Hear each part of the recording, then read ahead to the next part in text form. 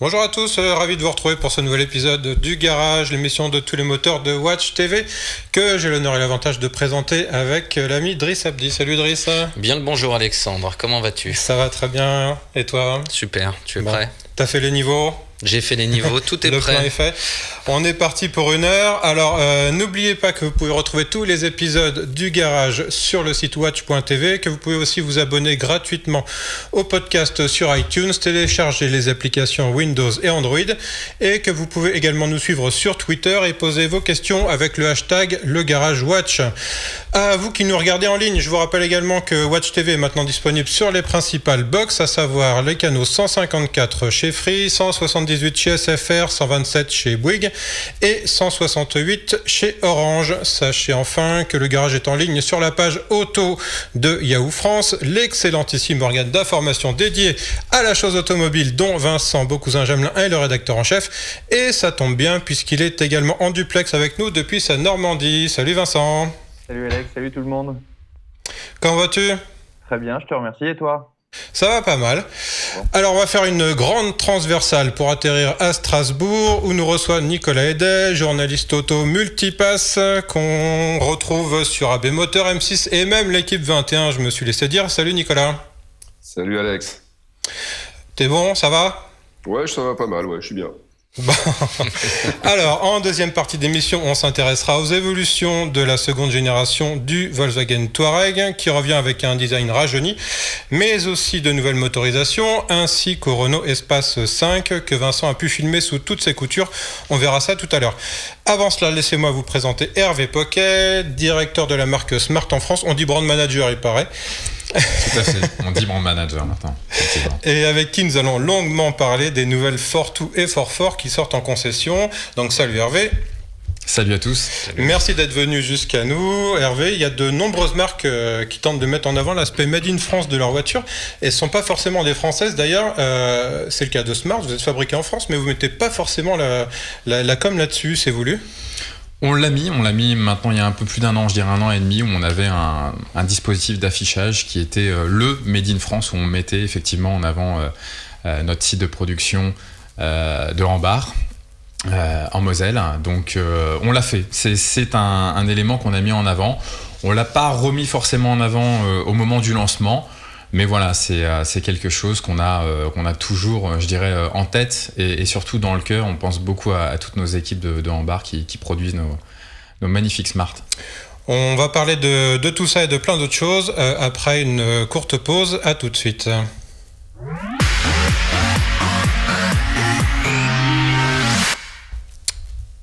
Voilà, on est donc ensemble pendant 1 heure pour parler beaucoup de Smart avec Hervé Poquet. Smart, c'est l'histoire d'un succès. On fait un petit historique rapide de la marque et de la voiture. La première Smart, c'est quelle année déjà ? C'est 98. Enfin, dire qu'on fait un rapide historique, finalement, c'est pas facile. C'est pas facile parce que l'aventure, elle prend réellement naissance en 72. Et ensuite, je dirais la rencontre de Nicolas Hayek et des différents interlocuteurs qu'il va rencontrer chez Mercedes à l'époque, et notamment Johan Tom Ford, font que les choses vont se concrétiser aux alentours de 94, où finalement ce qu'on appelle MCC pour microcar, les accords vont se signer, je dirais, entre Swatch, Monsieur Hayek et Daimler. Et puis finalement, l'histoire va commencer en 97 avec l'usine Rambart, et 98 les premières autos. Driss ? Moi, je suis étonné d'entendre le nom de Smart. Non, pas Smart, Watch, pardon. Watch, pas la chaîne, la marque de montre. Swatch, oui, autant pour moi. Bon, bah voilà, je suis complètement pigoussé à Watch. Donc oui, Swatch est donc fait partie des concepteurs de la Smart. À l'origine, Nicolas Hayek, qui était donc à l'origine de Swatch, je dirais de la success story Swatch, finalement, c'est la compression de Swatch Mercedes, Art, qui font Smart. Voilà, je dirais l'étymologie, on va dire, du Smart vient justement, entre autres, du S de Smart, de Swatch, pardon. Moi aussi, je la fais aussi. Ouais, c'est compliqué. C'est compliqué au bout d'un moment. Alors la marque a connu, on va dire, des succès et puis également des périodes un petit peu difficiles au début avec des petits, on va dire des petits soucis sur la sécurité. Tout ça, c'est rentré dans l'ordre. Il y a eu, alors il y a le véhicule iconique, hein, c'est la Fortwo qui s'appelait City Coupé, qui aujourd'hui s'appelle Fortwo. Et puis il y a eu des déclinaisons, une 4 une Roadster. Aujourd'hui, la Smart revient avec une 4 et une Fortwo. Est-ce qu'on peut déjà savoir s'il y aura d'autres carrosseries, notamment en roadster par exemple, à venir, ou si on se concentre uniquement sur ces deux modèles? Alors, je pense que c'est un petit peu prématuré, concrètement, de se parler de nouveaux modèles. On vient à l'instant, on peut le dire, parce que c'était le 22 novembre, de les lancer dans les différents showrooms de France. Pour l'instant, on a une mission, c'est clairement lancer ces deux nouvelles autos, Fortwo, Fort, et notamment Fort, puisque là, on peut dire que c'est le renouveau complet de la Fort, qui était disparu de la gamme Smart en 2006. On va s'attacher à bien lancer ces deux nouvelles autos, et je l'espère fort de leur succès. On regardera un petit peu si on peut étoffer le plan produit. Vincent, la Fort, la première génération, elle avait connu un succès d'estime, mais pas tellement un succès commercial, en tout cas chez nous. C'est d'ailleurs sans doute ce qui a évidemment conduit à son arrêt. Tu confirmes ? Oui, elle était rentrée un peu dans la catégorie de ces voitures qui étaient finalement presque plus recherchées en occasion qu'en véhicule neuf. Après, c'était de façon peut-être assez inexplicable. Il y a parfois les hasards du marché font qu'un constructeur peut passer à travers. L'intérieur reprenait le côté un peu vivant de la Fortwo qu'on connaissait déjà. L'extérieur était un petit peu différent. Alors, est-ce que c'était le profil monospace qui n'avait pas accroché? Mais on le voit, hein, les anciennes Smart aujourd'hui. Tu parlais des coupés et des roadsters. C'est pareil, ce sont des voitures qui sont assez recherchées sur le marché de l'occasion. Ouais, bah elles ont une gueule, hein, on peut dire ça comme ça. C'est dans leur genre. Les versions Brabus sont très cotées. Dans leur genre, c'est des véhicules qui ont pas tellement de concurrence en plus. Alors donc la nouvelle Smart, les deux nouvelles Smart sont conçues en collaboration avec Renault, les nouveaux amis de Mercedes. Quelle est la part de Renault et la part de Mercedes dans la conception de ces voitures? Comment est-ce qu'on peut le définir? Alors déjà, je vais me permettre juste de rectifier un tout petit point. Non pas mais là, exclusivement Fort. Et donc en collaboration avec nos amis de chez Renault, hein, la Fortwo reste, je dirais, un pur produit finalement Smart, au-delà d'être un pur produit en bas, mais dans sa conception et sa réalisation. On s'est, je dirais, attaché à ce que les deux univers, à la fois Renault, à la fois Smart, soient finalement bien distincts dans les deux produits. Et je pense qu'on a vraiment réussi ce pari, avec une identité propre à la Twingo, une identité propre à la Fort, avec chacune un univers. Certes, on partage un certain nombre de pièces, que ce soit les moteurs, les boîtes de vitesse et même, je dirais, la structure, le châssis de la voiture. Mais ce qu'on a voulu avant tout, c'est que vraiment chacun ait un parti pris en termes de design sur ces modèles. Effectivement, une Twingo ressemble pas extérieurement à une Fort. Enfin, il y a un petit air de famille forcément de par les dimensions, les proportions, volumes, mais voilà. Oui, Vincent, tu voulais intervenir? Ah non, j'ai rien dit. Ah ouais, voilà, c'est moi qui ai eu un faux retour. Nico, une question à Hervé peut-être sur cette collaboration Renault Smart? Bah oui, justement. Alors, c'est vrai que moi j'ai eu l'occasion d'essayer la Twingo également. Qu'est-ce qui vous permet vraiment de différencier, notamment les intérieurs, la vie à bord, etc. Je crois que sur la Fort, il y a des petites choses en plus, notamment au niveau de la banquette arrière. Enfin, il y a un système de rangement qui n'existe plus d'ailleurs sur la Twingo. Elle est plus coulissante sur la Twingo. En fait, vous avez une petite longueur d'avance, non, là-dessus?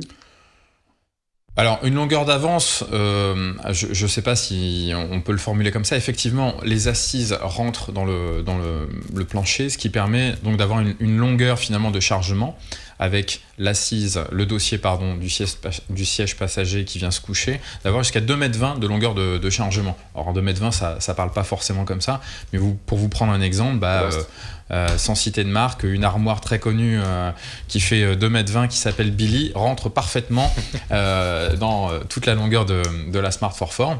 Alors effectivement, on a pris, je dirais, le parti d'avoir, au-delà d'un changement de design de planche de bord, mais d'avoir des petites choses différentes, un agencement différent de l'auto par rapport à Renault, effectivement. Ouais, ce que je trouve assez génial, c'est que Renault, entre guillemets, invente à l'époque de la première Twingo la banquette coulissante sur une citadine. Et là, pour le coup, c'est entre guillemets, vouloir passer quelque part devant, puisque eux n'ont plus cet avantage-là finalement sur leur nouvelle génération de Twingo. Donc, moi, je trouve ça c'est assez étonnant. C'est le côté élève qui dépasse le maître. C'est assez marrant, quoi, finalement. On reconnaît toujours à notre partenaire. Je pense qu'ils ont fait une très belle Twingo.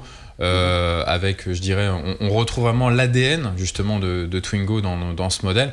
Après, pour revenir par rapport à ce que tu cites, Nicolas, sur la banquette, je pense qu'on a notamment ces contraintes parce que en termes de modularité, le fait que le moteur soit placé en position centrale arrière, automatiquement induit un certain nombre de limites, je dirais, par rapport à la conception de la banquette coulissante. C'est dommage pour eux. Ouais, c'est sûr. Mais bon, c'est comme ça. Vincent, tu dirais toi aussi que la Smart a des qualités que la Twingo a perdues ? Alors, je sais pas si la Smart a des qualités que la Twingo a perdues, mais ce qui était assez sensible et notable sur les salons où on pouvait avoir les deux voitures, c'est que l'aspect, je dirais qualitatif, en tout cas à l'intérieur de la Smart, semblait un peu supérieur. Il y avait vraiment des détails qui avaient été travaillés. Alors Nico parlait de modularité, mais on pourrait aussi parler de la station média qui semblait vraiment plus intéressante. Moi, la question que je voulais poser à Hervé, c'était savoir est-ce que finalement Smart, avec son historique, sa base client Fortwo, c'est pas autorisé à construire une gamme peut-être un peu plus enrichie, mais aussi peut-être un petit peu plus chère que la Twingo, parce qu'ils ont déjà un socle de fidèles et d'habitués qui finalement sont pas à chercher la guerre du prix dans la citadine, mais vont plus avoir peut-être le côté moderne, tendance, un peu geek, et vont se dire on prend une Smart même si c'est un peu plus cher. Tout à fait, tu as entièrement raison. Effectivement, je pense que le prix pour notre clientèle Smart n'est pas le premier critère, même si finalement, et ça je pense que vous pouvez en parler, étant donné que vous avez essayé les deux autos, les prix sont relativement proches finalement à équipement comparé. Mais effectivement, l'idée c'est toujours d'amener quelque chose en plus chez Smart, un côté, tu l'as cité, un côté geek, peut-être un côté un petit peu, on aime bien le côté trendsetter dans la marque, être un petit peu en avance. Alors ça peut être en avance comme on le disait tout à l'heure sur la modularité, mais avoir un petit peu le leadership en termes d'innovation. Ça passe par la navigation, ça passe également par une application qu'on a mis en place qui s'appelle Smart Cross Connect. Si vous ne prenez pas, je dirais, l'option navigation, vous avez une application très très maligne, et je pense que j'y reviendrai tout à l'heure parce qu'il y a notamment pour les grandes villes de France, un côté que j'aime beaucoup dans cette application qui permet d'identifier des places dans lesquelles seule une Smart Fortwo peut rentrer. Donc ça, je trouve ça vraiment pertinent. Et voilà, finalement, c'est ça l'esprit Smart. C'est ce côté toujours malin et ce côté décalé, finalement, dans la prise de parole, mais également dans le design du produit. Driss ? Moi, je voudrais revenir sur la Fortwo, parce que là, on n'arrête pas de parler de la 4-4, mais justement, revenons à la Fortwo. Donc, c'est la 3e génération, hein, c'est bien ça, la voiture. Tout à fait. Donc, qu'est-ce qui change ? On sait qu'il y a déjà le look qui est différent, quoi d'autre ? Et finalement, tout change, sauf une chose. Et une chose qui est très très importante pour la Fortwo, c'est sa longueur, 2,69 m. C'est-à-dire que finalement, lorsqu'on a briefé les designers, on leur a dit « Messieurs, on veut une toute nouvelle Smart Fortwo. Par contre, attention, sur la feuille blanche, on va dessiner un rectangle qui fait 2,69 m. S'il vous plaît, ne sortez pas de ces 2,69 m. » Et je pense qu'ils ont vraiment bien rempli cette mission, parce que cette qualité intrinsèque qui est la parkabilité sur la Fortwo est vraiment essentielle pour nos clients. C'est le premier argument, il ne faut pas l'oublier. Et le premier critère d'achat d'une Smart Fortwo, c'est le fait de pouvoir se garer plus vite et plus, je dirais de manière, j'aime pas le mot plus pertinent, mais Voilà, la parkabilité, c'est vraiment la qualité intrinsèque de ce véhicule. Elle est aussi plus large, si je ne m'abuse. 10 cm, tout à fait. Pourquoi ? Alors, pourquoi, notamment, je vais pas vous apprendre que tous maintenant les systèmes de sécurité actifs prennent de plus en plus de place dans l'auto, passifs également avec les différents airbags, et notamment parce qu'on voulait que ces 10 cm, je dirais, participent au confort, notamment à l'habitabilité du véhicule, et également rendent la voiture beaucoup plus dynamique. Je pense que vous l'avez essayé. Là également, les 10 cm sont vraiment présents, se font complètement ressentir dans la dynamique de marche du véhicule, dans son comportement routier, beaucoup plus sain. Voilà, je pense que ces 10 cm sont vraiment les bienvenus. Également en termes de coffre, puisqu'on gagne mine de rien 40 litres en termes de volume de coffre.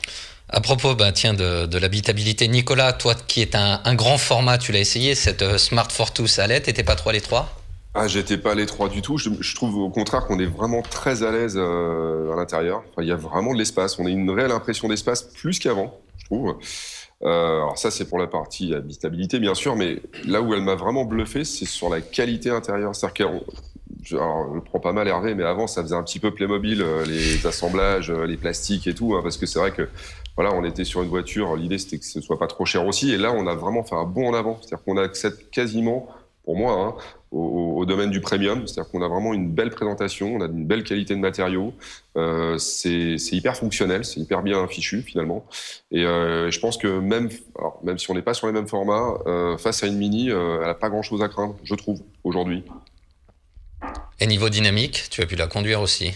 Je me souviens que tu t'es bien amusé avec. Ouais, en fait, alors, ce qui est drôle, c'est que ce côté, toujours ce côté propulsion, la voiture assez nerveuse et tout, on a presque envie que la version Brabus arrive très très vite.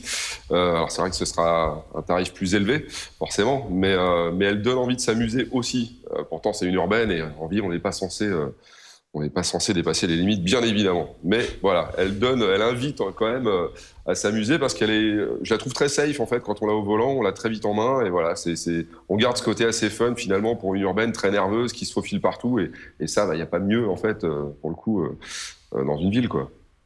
Vincent, tu corrobores ou tu infirmes tout ce que vient de dire Nico sur la place à bord, sur le plaisir de conduire, la nervosité, tout ça ? Alors moi je l'ai pas essayé la Smart, c'était un de mes journalistes qui était parti la faire, il l'avait trouvé lui aussi très bien dans son temps en termes de comportement, etc. Il avait trouvé que ça avait progressé. Moi sur ce que j'avais vu en termes de statique, l'intérieur, oui c'est vrai qu'on avait une vraie marche en termes de qualité. Maintenant je pense qu'encore une fois ça fait partie peut-être d'une construction de gamme intelligente chez Smart. Hervé disait que oui, Renault est moins cher, mais quand on compare à équipements similaires, et du coup la Twingo elle est plus forcément moins chère, du moins sur la 4-4. Et puis alors surtout ce que je voulais dire, c'est que bravo à Smart d'avoir tout changé. On a toujours l'esprit Smart, on reconnaît que c'est une Smart, mais c'est plus du tout la même voiture. Et ça, je pense qu'il y a quelques constructeurs premium allemands qui feraient bien de s'en inspirer au lieu de nous balader les mêmes voitures depuis 10 ans. On voit pas du tout à qui tu veux penser. C'est quoi les objectifs de la Fortwo ? C'est de faire évidemment, j'imagine, aussi bien que la précédente, mais est-ce que vous avez une volonté de conquête avec cette voiture ou simplement, on va dire, de renouvellement, de stabilité ? On a toujours une volonté de conquête et notamment d'une marque concurrente que je citerai pas, mais pour laquelle l'aventure s'arrête, je dirais assez prochainement sur un de ces modèles. Donc forcément, ça nous intéresse de récupérer des clients et des prospects de chez elle. Et je pense que avant tout, ce qu'on souhaite, c'est vraiment satisfaire nos clients actuels Fortwo, qu'ils renouvellent, bien sûr, sur cette nouvelle génération de Fortwo. Et puis, tout client et tout prospect est bon à prendre pour Smart. Il s'en vend combien aujourd'hui des Fortwo Alors, il s'en est vendu en 2013 un petit peu plus de 5000 unités. Et alors dans le monde, parce que c'est une voiture qui est partie à la conquête du monde après avoir investi l'Europe, ça représente combien de voitures, la Fortwo ? Alors si on regarde un petit peu dans les rétroviseurs, sur 2013, c'est distribué dans 46 pays dans le monde. Et il s'est vendu 100 800 Smart dans le monde l'année dernière. Toutes produites à Ambar. Toutes produites à Ambar, ça c'est ce dont on parlait en début d'émission. C'est la seule usine dans le monde qui fabrique des Smart et elle est en France. Tout à fait. Alors il y a un autre item qui est intéressant chez Smart, c'est la façon de vendre cette voiture, le marketing.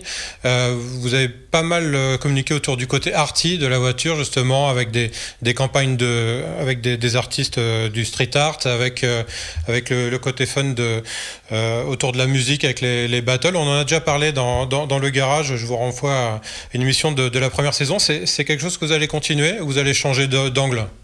Non, c'est clairement quelque chose qu'on va continuer. Je dirais même qu'on va intensifier.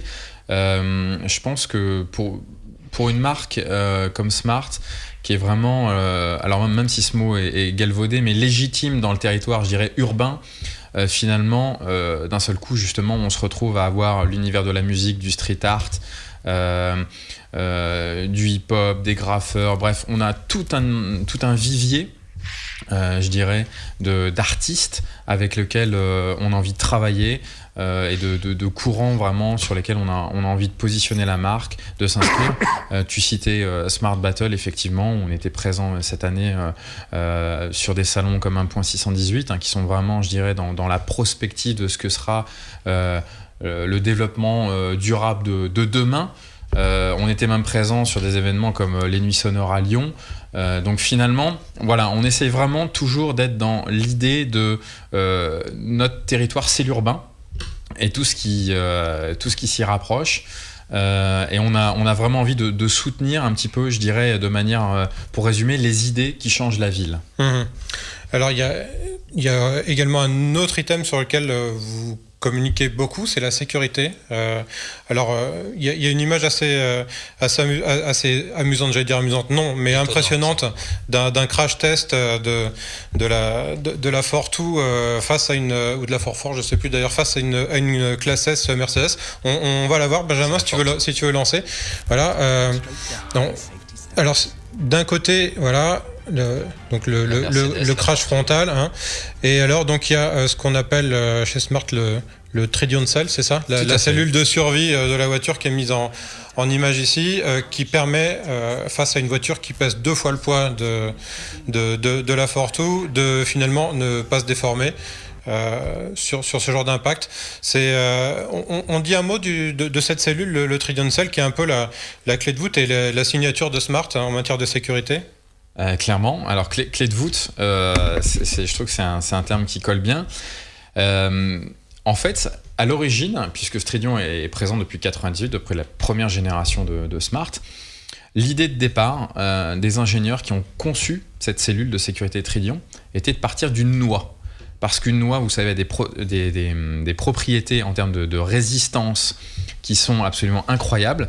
Et ils ont pris justement cet exemple d'une noix, ils l'ont modélisé et ils ont essayé de le retranscrire. Et je pense que d'après vos images, ils y sont plutôt bien arrivés, de le retranscrire à l'automobile. Et voilà ce que ça donne, je dirais, les résultats parlent d'eux-mêmes.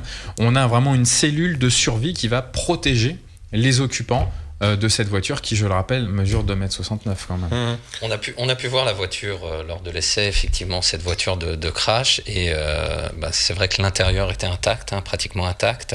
Et ce qui est étonnant, c'est que ce crash a été réalisé à 50 km/h seulement. On a l'impression que c'est beaucoup plus rapide. On a l'impression que c'est plus rapide, effectivement. Ouais. D'ailleurs, c'est vrai, quand on remet, je dirais, à plat les vitesses qui sont pratiquées en crash test, ça laisse quand même, malheureusement, je dirais, on a l'impression que c'est finalement une vitesse très très faible. C'est la vitesse à laquelle, globalement, on roule, je dirais, en agglomération.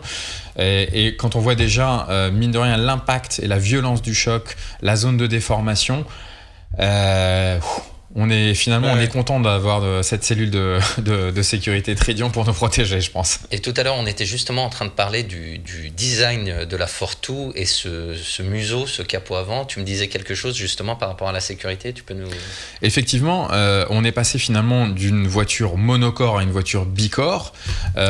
Pourquoi ? Parce que maintenant on a, on le sait, des contraintes en termes de crash test et notamment en termes de sécurité piéton. On sait que tous les dommages liés à l'impact d'un piéton sont dramatiques. En France, ailleurs notamment. Donc maintenant, on a tout un cahier des charges à respecter. Et qui contraint. Alors certes, le piéton, tant mieux pour lui. Nous, ça nous contraint un petit peu, je dirais, tous les constructeurs en termes de design. Voilà pourquoi maintenant on voit ce petit museau et ce côté bicorps sur la Smart Fortwo. Je vais rebondir sur le côté piéton, parce que vous avez fait une campagne de rue assez amusante. Benjamin, si tu peux nous la montrer. Voilà, ça part d'un feu rouge, avec en partant de l'idée que finalement tout le monde traverse au feu rouge. Et alors vous avez eu une idée, alors je sais pas dans quelle ville ça a été fait, d'animer les feux piétons. Et alors c'est pas juste un programme qui fait danser le petit bonhomme rouge, ce sont des passants qui rentrent dans cette boîte et dont la danse va être retranscrite en temps réel sur le feu. Alors, d'après ce que vous dites, ça marche, ça. C'est-à-dire que partant de ce concept, les piétons sont plus attentifs et respectent les feux. C'est étonnant. Oui, tout à fait. On s'est dit finalement pourquoi rester sur ce petit bonhomme figé et un petit peu, je dirais, insipide, notamment en France, parce que je vous rappelle que typiquement quand on va à Berlin, il a un petit chapeau, donc c'est déjà plus rigolo. Et nous on s'est dit tiens, on va continuer un petit peu à tirer le fil et on va raconter une histoire autour de ce feu de passage piéton. Voilà, on a trouvé que c'était vraiment drôle.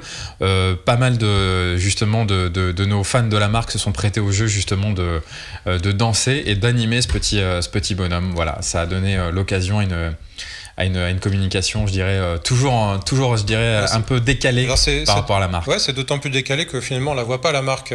Tout à fait. Quand on voit ça. Toutes ces campagnes sur les différents thèmes, l'art, la sécurité, etc. Pardon, est-ce que on peut en mesurer l'impact en termes de retombées, ou est-ce que c'est juste pour conserver ce côté sympathique dans l'air du temps de la Smart? En mesurer les retombées, c'est toujours très difficile, en particulier concrètement là on est en période de lancement. C'est toujours compliqué d'avoir des indicateurs, je dirais, hormis sur les réseaux sociaux où finalement ça réagit, vous le savez mieux que moi, très très vite. On peut mesurer quasiment de manière instantanée les retours sur un produit, sur une campagne. Après, je pense qu'il faut voir de manière globale, finalement c'est un univers de marque qu'on veut créer. Comme je vous le disais, autour de tout ce qui traite de l'urbain. Et voilà, et je pense que c'est aussi notamment pour insuffler à nos clients, mais également à nos futurs clients, un petit peu de joie de vivre, je pense. On en a tous besoin en ce moment, et même dans l'automobile. Driss, on parle un peu technique et différentes versions. Oui, c'est ce que j'allais te demander. Hervé, cette Smart est disponible dans 2 motorisations. Je dirais même 3 maintenant, puisqu'on a une 45, une 52, une 66 kW notamment, je dirais toutes fraîchement lancées sur Fort.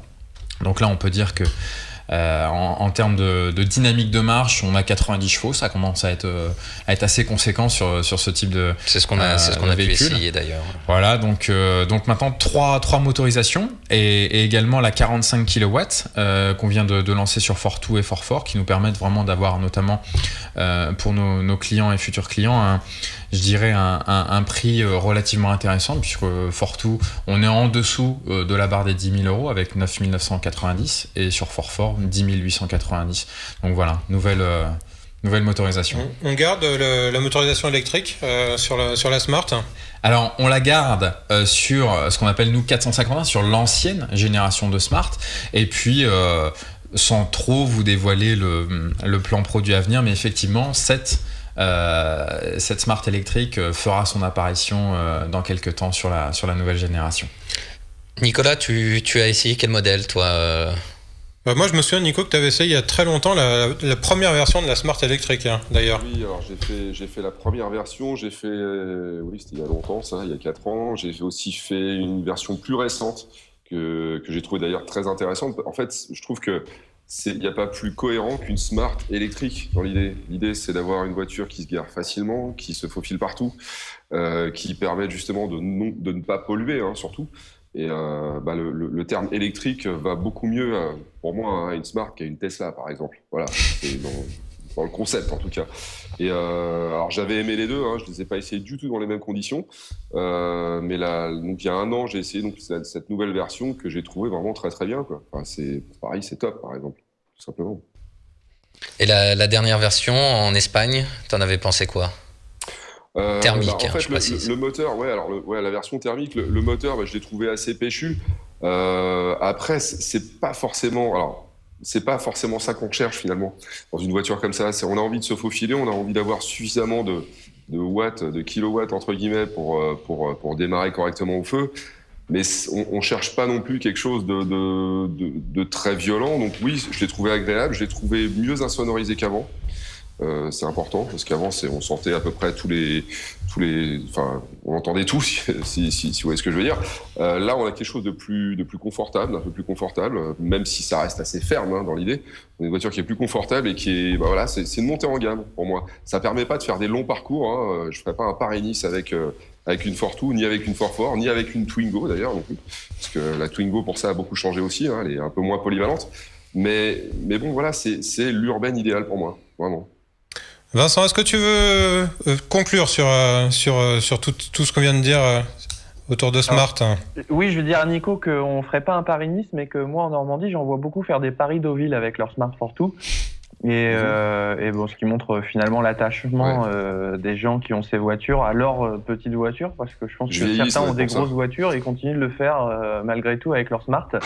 Donc non, voilà, je pense que c'est un bon renouvellement. On attendra de voir les chiffres. Et une dernière question, toujours pour Hervé, et qui conclura là-dessus. Est-ce qu'il y aura toujours le vélo Smart également?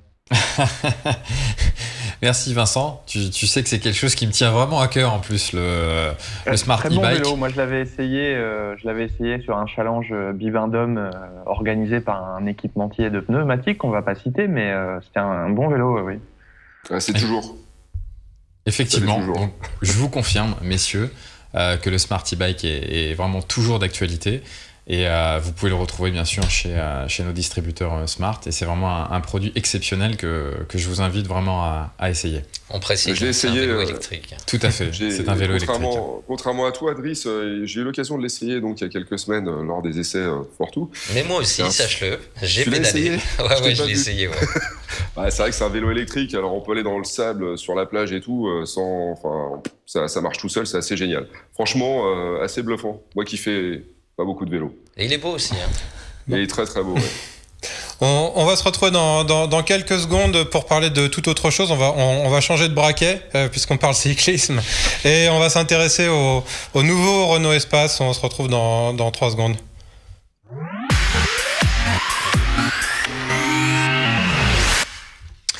Voilà, donc on va parler maintenant Renault Espace 5e génération. Vincent, tu as pu le filmer sous toutes les coutures. Je vous propose de tout de suite lancer ce sujet. Il y en a pour quelques minutes et puis on se retrouve tout de suite après pour en parler.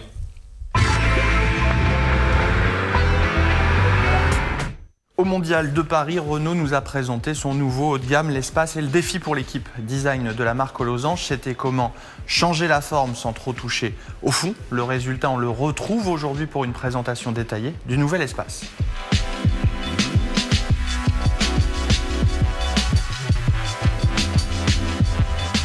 Espace a toujours été un modèle à part dans la gamme de Renault, mais c'est bien un véhicule tout de même badgé Renault.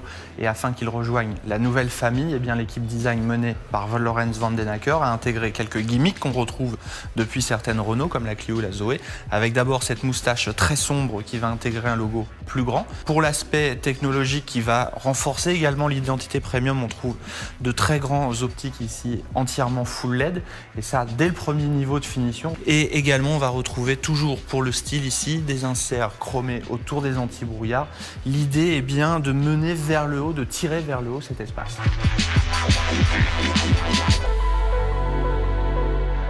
Changer de forme sans trop toucher au fond. On vous l'a dit, ce nouvel espace cherchait à se démarquer de la précédente génération et c'est bien sur le profil que ce changement se marque le plus. D'abord, une raison, il repose sur une plateforme technique inédite propre à l'alliance Renault-Nissan. C'est la plateforme CMF qu'on retrouve sur le nouveau Nissan Qashqai ou le nouveau Nissan X-Trail. Alors bien entendu, ici, Renault l'a adapté. Il y a plus d'empattement, il y a un petit peu plus de porte-à-faux sur l'avant. Mais malgré tout, c'est grâce à cela que cet espace est un petit peu rehaussé pour gagner un look un petit peu crossover, baroudeur, qui est renforcé également par des galbes de carrosserie, comme on l'a ici sur une aile un petit peu gonflée, des feux très travaillés. Et on assiste toujours quand même à une ligne de toit assez haute et qui se continue assez loin pour conserver cette place à l'intérieur. C'est toujours difficile pour une équipe de design de proposer un véhicule 7 places avec un arrière qui n'est pas très vertical et l'espace finalement n'échappe pas à cette règle, mais avec quelques effets de style, comme une découpe spécifique de la lunette, des feux qui sont vraiment très travaillés, qui sont très très beaux allumés, ou même ce petit jonc chromé qui revient. On arrive à donner du caractère à l'espace et globalement, on se rend compte que c'est une voiture qui reste agréable à regarder, tout du moins plaisante, qui possède un vrai caractère et qui réinvente vraiment l'espace. Alors ce qui est réinventé également, maintenant on va passer à l'intérieur. Avec 4,87 m, Espace reste donc un grand véhicule qui cherche toujours à transporter 7 personnes. Mais on le voit avec la nouvelle configuration, eh bien ces 7 personnes seront peut-être un petit peu moins à l'aise que dans le concept originel de l'Espace, puisque si avant on avait 7 fauteuils indépendants, aujourd'hui il n'en reste que 5. Les 2 places arrière étant 2 petits strapontins qui s'encastrent finalement dans le plancher plat du coffre et finalement ces places sont assez peu enviables, en tout cas pour des adultes, elles le seront un peu plus pour des enfants. Espace conserve tout de même un petit peu de modularité puisque vous pouvez le constater, au 2e rang, eh bien, chaque fauteuil peut se régler indépendamment en avant ou en arrière. Le coffre reste lui imposant quand on est à 5. Par contre, il n'y a toujours pas de miracle quand on se transportera 7 personnes. L'espace sera quand même très compté.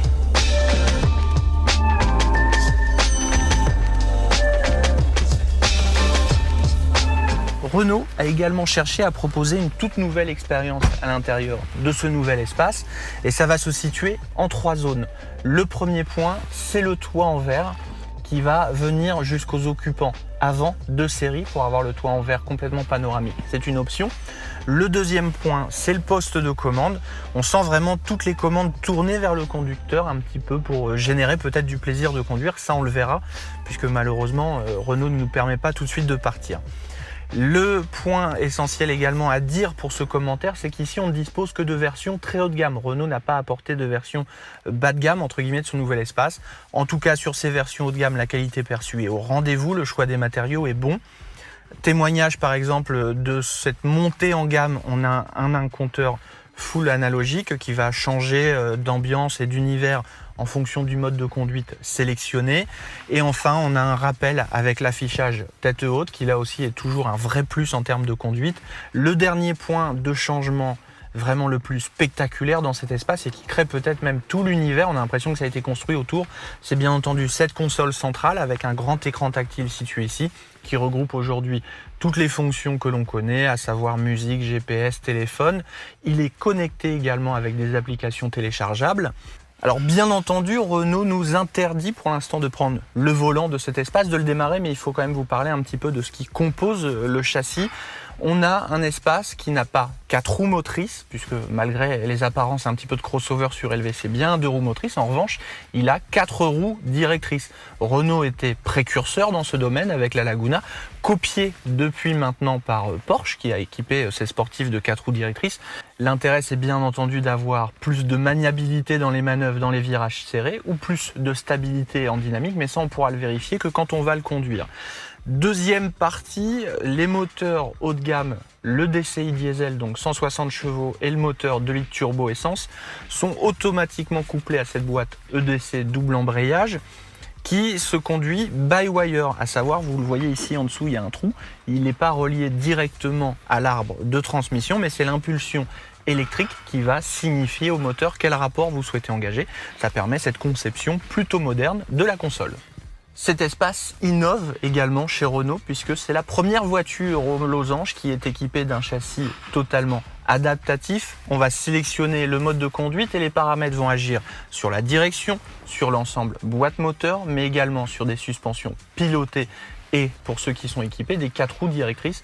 On va avoir un mode sport, un mode éco, un mode confort. On peut également personnaliser son mode de conduite. Tout cela, en tout cas sur le papier, promet des prestations dynamiques intéressantes qu'on a hâte de vérifier. Ce sera le cas au printemps 2015, tant on sait que les modèles Nissan qui reposent sur ce même châssis sont plutôt sur le haut de leur segment. Espace tient en tout cas pour le moment toutes ses promesses. Voilà pour cette 5e génération de l'Espace. Vincent, c'est toujours un monospace, le Renault Espace? Ça l'est.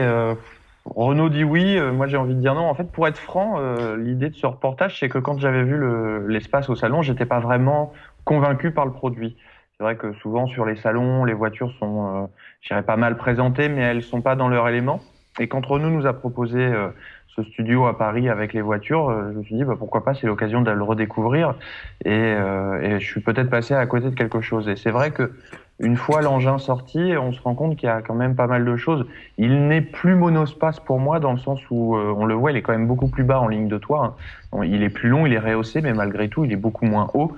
Et c'est vrai qu'il est entre le break. Moi, j'ai l'impression que c'est comme si on avait pris une DS5 et qu'on lui avait donné des suspensions un peu plus hautes. Il y a une chose qui m'a frappé dans ton sujet, c'est le côté haut de gamme. Est-ce que c'est on va dire la bonne tentative d'après toi pour Renault de revenir sur un petit peu le haut de gamme qui existe plus dans la marque depuis l'abandon des Velsatis et autres? Oui, je dirais c'est une vraie bonne tentative parce que au final le véhicule il est attrayant. Pour du moins la personne qui a vraiment besoin de déplacer une famille, au final, quand on se retrouve avec et qu'on le fréquente pendant quelques minutes, on se dit que c'est pas mal. Et puis ensuite, Renault a fait un vrai effort, faut le souligner, en termes de qualité perçue sur tous les éléments à l'intérieur. On a vraiment l'impression de se retrouver face à un premium d'une marque plus prestigieuse ou d'une marque allemande. Et en cela, Hervé pourra en parler, même si c'est moins son domaine. Mais faut savoir que Renault a fait analyser son usine de Douai par 2 marques plus prestigieuses qui sont Infiniti et Daimler Mercedes afin de vraiment rehausser le niveau de fabrication et de finition de son espace. Alors, elle est attendue au tournant, cette voiture. Moi, j'ai regardé un petit peu les commentaires de tes lecteurs, Vincent, sur Yahoo, et très sincèrement, on a vraiment l'impression que il y a du travail à faire en termes d'image et de communication de la part de Renault, parce que tu disais il n'y a pas de version bas de gamme, et on a l'impression que alors je sais pas si c'est la cible, mais en tout cas dans l'esprit collectif, Renault n'est plus du tout légitime pour faire du haut de gamme. Je lisais les commentaires, c'était du style pour ce prix-là on peut avoir beaucoup mieux, 34 000 € pour un espace, jamais, alors que c'est le tarif d'entrée de gamme. C'est quoi ton analyse de tout ça? C'est un petit peu légitime, hein. Il y a un pari qui est difficile pour Renault aujourd'hui, c'est que je vais dire que le dernier vrai haut de gamme pour moi, c'était peut-être la Safran Biturbo. La Renault 25 avant était très très bien, c'était la voiture du président Mitterrand, faut pas oublier ça. C'est vrai que depuis, quand tu abandonnes un peu le vrai haut de gamme pour faire du généraliste familial, c'est difficile d'y revenir d'un seul coup de baguette magique. Velsatis avait une forme trop particulière au final, même si c'était encore une fois un pari osé de la part de Renault. Mais oui. Après, il y a un marché en France. Faut quand même se rendre compte des parts de marché des constructeurs allemands qui vendent des voitures très facilement à plus de 40 000 €. Pourquoi pas? Il faut que le consommateur après soit satisfait. Il y a un investissement aujourd'hui, il faut qu'il soit rentabilisé, que ce soit en termes de qualité pour le client, finition, les cuirs, les matériaux, le high-tech, le moteur. Donc voilà, la grosse partie là, Renault commence à convaincre sur les finitions, sur ce qu'on a vu. La grosse partie restera le point dynamique. Alors justement, tu parles de moteur, on sait déjà ce qu'il y aura comme motorisation dans ce Renault Espace? On va avoir leur tout dernier DCI Twin Turbo, c'est celui dont je parle, qui fait 160 chevaux, qui devrait constituer, je pense, l'essentiel des ventes. Il y aura un diesel un petit peu plus petit. Maintenant, attention avec la taille du véhicule et le poids, mettre plus petit en motorisation, je ne sais pas si c'est la bonne idée, mais ça crée un point d'entrée à 34 000 €. Après, il y a le moteur 2 litres turbo essence qui est également présent dans quelques modèles de l'Alliance, comme l'Infiniti Q50 2 litres turbo. mais qui restera assez marginal. On sait très bien que ces gros véhicules sont rarement vendus avec des moteurs essence. Nicolas, un avis sur ce Renault Espace que tu as vu dans les différents salons, enfin au salon de Paris notamment. Particulièrement au mondial. Alors c'est vrai que le problème, c'est que dans un salon, on n'a pas le temps de s'arrêter très longtemps sur chaque véhicule parce qu'il y en a beaucoup trop. Je suis globalement un peu perplexe par rapport à ce nouvel Espace. Déjà parce que déjà, je voyais le prix d'entrée de gamme est à 34 000 €, donc ça veut dire qu'on sera sur un véhicule autour des 40, voire 45. Effectivement, 45 000 € aujourd'hui, c'est un peu d'argent. Et à 45 000 €, je pense que si on parle juste du trio germanique, on trouve des choses sympas. Ça, c'est la première chose. Deuxième chose, en termes d'image. Pourquoi Renault aujourd'hui, c'est même une stratégie de groupe, pourquoi Renault aujourd'hui retourne vers du haut de gamme quand ils sont effectivement associés, entre guillemets, de très très près, d'une part à Mercedes, puis surtout, il y a une marque, enfin, je veux dire, le groupe Renault, c'est aussi Infiniti. Infiniti, c'est quand même des voitures qui sont extrêmement bien faites. Ça en reste encore aujourd'hui à l'état de start-up pour l'Europe parce qu'ils s'implantent et ils se développent tout doucement. Mais je vois pas trop la stratégie globale. C'est-à-dire que je comprends pas pourquoi Renault va sur ce type de segment premium, en l'occurrence, sur le premium, alors que voilà, ils ont Infiniti avec eux, enfin pour eux en tout cas. Donc déjà, je comprends pas trop. Nissan, ils savent faire des crossovers aussi haut de gamme, ils en ont un. Voilà. Alors voilà, quel intérêt finalement, sachant que l'image de Renault, elle est pas exceptionnelle. L'image même des Français sur le premium n'est vraiment pas terrible. Il suffit de monter dans une DS5 par exemple à l'arrière d'un taxi qui a fait quand même quelques kilomètres pour se rendre compte qu'une poignée de porte, ça grince. Dans une DS5, ça grince pas dans une Mercedes, ça grince pas dans une BM ou une Audi, ça c'est une chose. Donc voilà, il y a beaucoup de travail, ils ont peut-être bien travaillé dessus, effectivement si les usines ont été auditées là-dessus, ça peut peut-être donner quelque chose, moi j'attends de voir, voilà tout simplement. Vincent, on t'a fourni des réponses à ce genre de réflexion chez Renault ? Oui, alors, bon, c'est pas pour me faire l'avocat du diable, mais si on prend quand même le tarif, a priori, qui sera du très haut de gamme, version initiale, avec le gros moteur diesel, les 4 roues directrices, etc., on est à 45 000 €, un peu plus de 45 000 €. Chez les Allemands, on se dit toujours, avec à 45 000 €, je vais trouver quelque chose chez Audi, chez BMW. Qu'est-ce qu'on va trouver ? On va trouver un Série 2 Active Tourer, qui est quand même beaucoup plus petit que l'Espace. On va trouver une Audi A3 Sportback qui est excessivement bien équipée, mais qui devient au même prix de l'Espace. Quand on va prendre une Audi A6, qui serait foncièrement peut-être la cible de cet Espace, si on rajoute la finition cuir, le grand écran tactile, tous les équipements qui vont bien, cette Audi A6, elle est plus du tout à 45 000 €, mais on va être très facilement à 65 70 000 €. On le sait tous, on les essaye très régulièrement. Donc le pari de l'Espace, c'est que c'est un grand véhicule qui est quand même plutôt très bien équipé et qui finalement va pas être vendu si cher que ça. Reste, comme on dit, la barrière mentale à franchir. Est-ce qu'un Français va mettre 45 000 € dans un haut de gamme français ? Renault l'a souvent répété, ils me l'ont encore répété sur cet Espace. Renault n'a pas vocation à vendre un véhicule à plus de 50 000 €. Ça fait pas partie de son savoir-faire, entre guillemets, du savoir de ses commerciaux. Ils ont peut-être pas non plus la clientèle pour. Après, sur la construction, pourquoi y aller face à Infiniti ? Après tout, ils ont un modèle, qui est le groupe Volkswagen, où il y a Audi, Volkswagen, Skoda et Seat. Et ça n'empêche pas Volkswagen de vendre des Passat très très chers quand en face, il y a des Audi au même prix. C'est juste une question de part de marché. Si tout le monde fait de la croissance et prend de la part de marché à l'autre, et ben, finalement, le groupe aura gagné. Et puis Infiniti, c'est encore assez discret chez nous. Alors attention aussi, comparer Volkswagen à Renault, on peut le faire bien sûr, ce sont deux marques généralistes. Par contre, en termes de notoriété, on n'est pas tout à fait pareil quand même. En termes de ce que le ressenti des gens par rapport à du Volkswagen et du Renault, fais une petite étude, prends 10 personnes dans la rue, tu verras qu'on a... Voilà. Non, mais t'as raison, c'est pas pareil, mais en même temps, on se rend compte qu'il y a une vraie attente. Il y a une vraie attente française pour un véhicule national qui soit aussi prestigieux que la DS.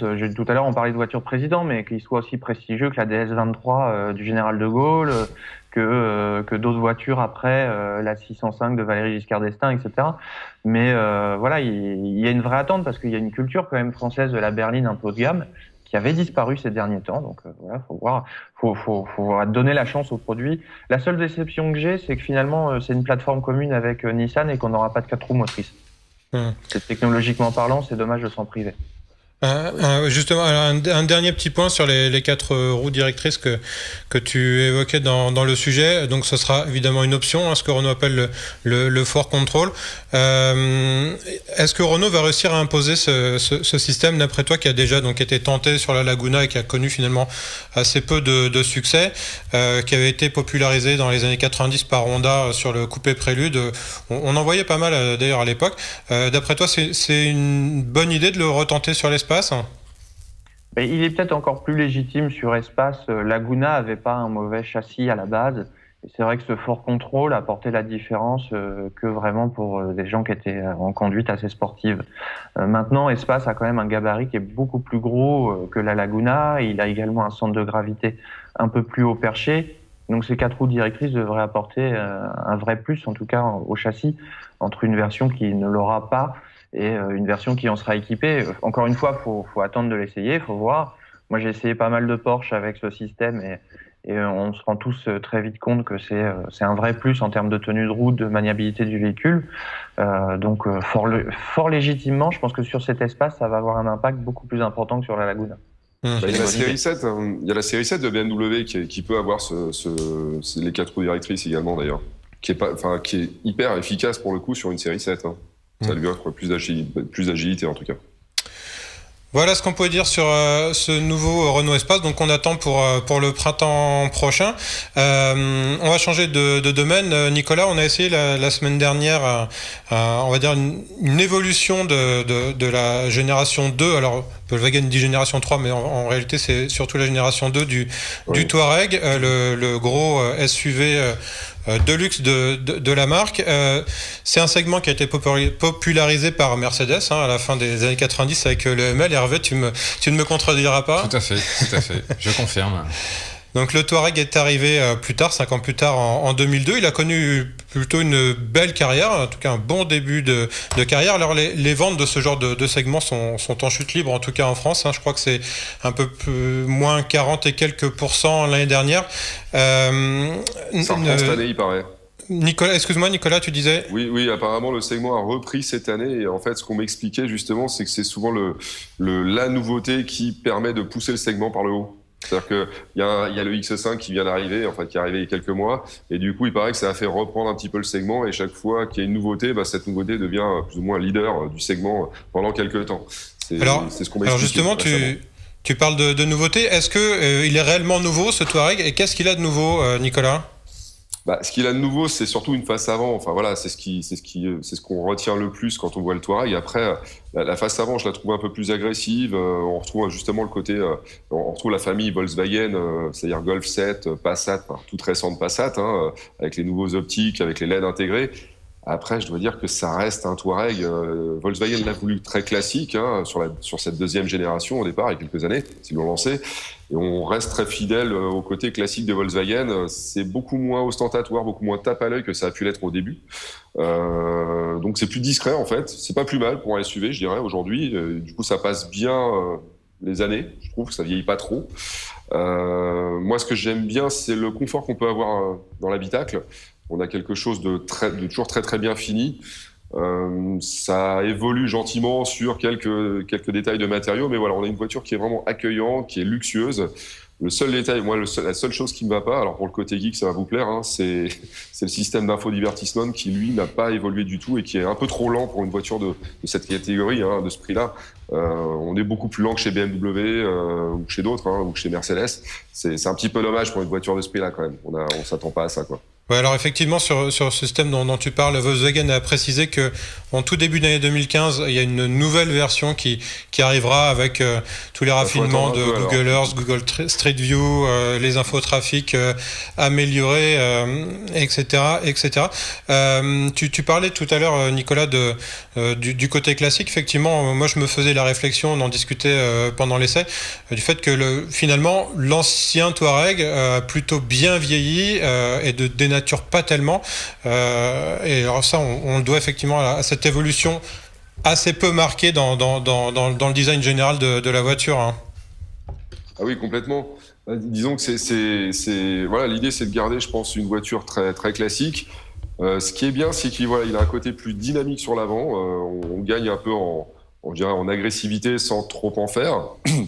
Et à bord, on a quelque chose de vraiment, ça fait le travail. C'est spacieux et c'est hyper confortable et luxueux à la fois, quoi. On parle un petit peu des moteurs parce que là il y a du nouveau, en tout cas sur on va dire le cœur de gamme qui est le V6 diesel qui va développer 262 chevaux. Comment tu l'as trouvé ce moteur, Nicolas? On a perdu Nicolas? Oui. Ouais, je suis toujours non, là. Non, c'est bon, t'es là. Je sais pas si t'as entendu ma question, je parlais du... Oui, je l'ai entendu, complètement. Moi, ce que je trouve un petit peu dommage, entre guillemets, c'est que Volkswagen se différencie vraiment par rapport à Audi. C'est-à-dire qu'aujourd'hui, on a par rapport à un Q7, par exemple, si on prend un 3 litres TDI il y a quelques années dans un Q7, ça marchait plutôt fort. C'est un moteur qui était très, très péchu, très réactif surtout. Là, on a plus de chevaux sur le Touareg, hein, et pourtant, je trouve que la voiture est finalement, très souple, ça manque un petit peu de pêche, je trouve, moi qui aime de temps en temps sur les routes de montagne attaquer un petit peu. Même la boîte, je la trouve très très légère, très douce, même en mode sport. Mais c'est une volonté, c'est-à-dire qu'on a une voiture qui est classique, qui est censée être familiale, qui est censée être luxueuse et qui n'est pas du tout censée être sportive pour le coup. Donc, on est quand même sur un 0 à 100 en 7 secondes 6, hein, c'est pas ridicule. Hein. C'est pas sportif pour Nico. Mais c'est pas, voilà, moi je parle en termes de réactivité, c'est-à-dire que voilà, en entrée de virage, on va plus se servir avec ce véhicule des palettes qu'on a au volant pour rentrer les rapports, parce que la boîte, même en mode sport, le fera pas nécessairement.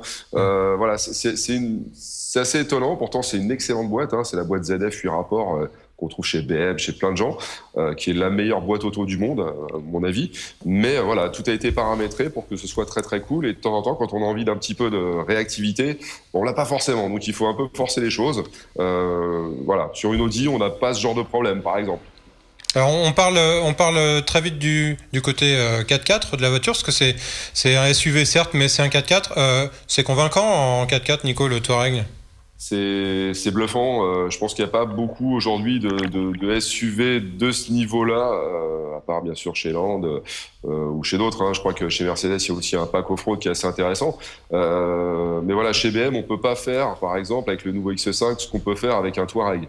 Ça passe vraiment partout. Je ne dis pas que ça grimpe aux arbres, mais ça fait vraiment des choses assez impressionnantes. On a vraiment...